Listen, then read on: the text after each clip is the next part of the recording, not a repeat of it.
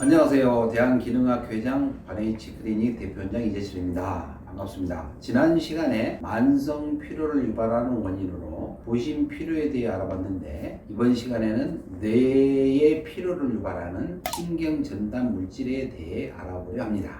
지난 시간에도 말했듯이 만성 피로 증후군은 아무리 휴식을 취해도 해소되지 않는 피로가 일상생활에 장애를 줄 정도의 강도로 오랫동안 지속되는 상태를 말하는 것인데요. 많은 사람들이 이러한 증상을 주소로 병원을 찾아 혈액검사, 초음파, 내시경, 엑스레이, CT, MRI 등등 많은 검사를 하게 되는데, 이런 검사에서 특별한 질환, 즉 간염이나 빈혈, 갑상선 저하라든가 당뇨 같은 질병이 진단되지 않는 이상은 별다른 치료를 받지 못하게 되어 있습니다. 그러니까 증상은 계속 되는데 병원 검사상으로는 이상 소견이 없다는 경우가 매우 많아서 기동량을 통해 여기저기 용하다는 것을 전전하거나 눈으로 보이는 지식을 통해 몸에 좋다는 걸 사먹기도 하지요. 그런데 해소되지 않고 마음속에는 약간의 불안함이 남아있다가 나중 병이 되지 않을까 걱정하게 됩니다. 모든 증상에는 원인이 있는데 그 원인을 찾지 못해서 해결 못하는 경우가 많습니다. 그 해결책이 이 미래 개별 맞춤의학인 기능의학에서 현대의학의 명확한 진단 기준에 부합하지 않지만 분명히 증상을 유발하는 미병 상태의 불균형, 즉 병은 아니지만 세포 레벨에서는 다양한 불균형이 증상으로 나오는 것에 대해 적극적으로 개입하는 것을 아주 중요하게 생각을 합니다. 본론으로 들어가서 만성 피로 증후군, 그 중에서도 뇌의 피로와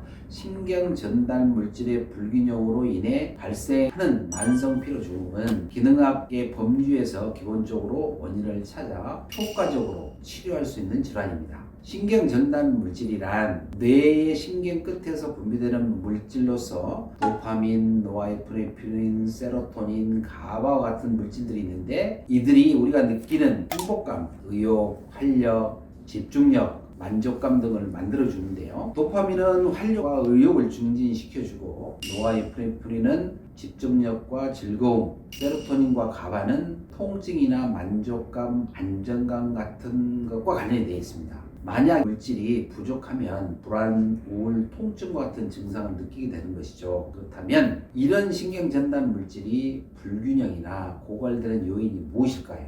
가장 큰 요인은 스트레스입니다. 스트레스가 시간이 지남에 따라서 코티솔이 과다 분비되면서 부신 고갈이 유발되고, 또 부신에서 생성되는 노아에프네프린과 같은 신경 전달 물질 분비가 감소하게 됩니다. 또 신경 전달 물질은 자율신경계와 밀접한 관련이 있는데 교감신경, 부교감신경으로 이루어져서 이 자율신경 균형이 깨어질 경우는 신경 전달 물질의 불균형을 초래하게 되어 뇌의 피로를 악화시킬 수 있습니다. 교감신경은 우리가 긴장하거나 놀랐을 때 혹은 화가 났을 때 항진되는 자율신경이며, 부교감신경은 우리가 밥을 먹거나 잠을 잘 때 활성화됩니다. 주로 낮에는 활력 있게 활동을 지배할 수 있도록 교감신경이 부교감신경보다 지배적이 되고, 오후가 되면 부교감신경이 항진되면서 몸은 잘 준비를 하게 되는 것이죠. 그런데 만약 과도한 스트레스나 커피나 과다한 복용, 술, 담배 등으로 이런 자연스러운 일주기 사이클을 역행하는 방식으로 자율신경을 자극하게 되면 불면증, 불안을 유발하면서 뇌가 급격하게 피로하게 되는 것입니다. 특히 이러한 뇌의 피로는 육체적 노동보다 정신적인 노동이 과중해진 현대 사회에 급격히 악화되는 추세를 보이는데, 스마트폰을 보면서 매일 늦게 잠들고 아침에는 알람소에 화들짝 놀라서 깨고 커피를 오후 늦게까지 남용하는 생활의 반복 속에서 현대인들의 뇌는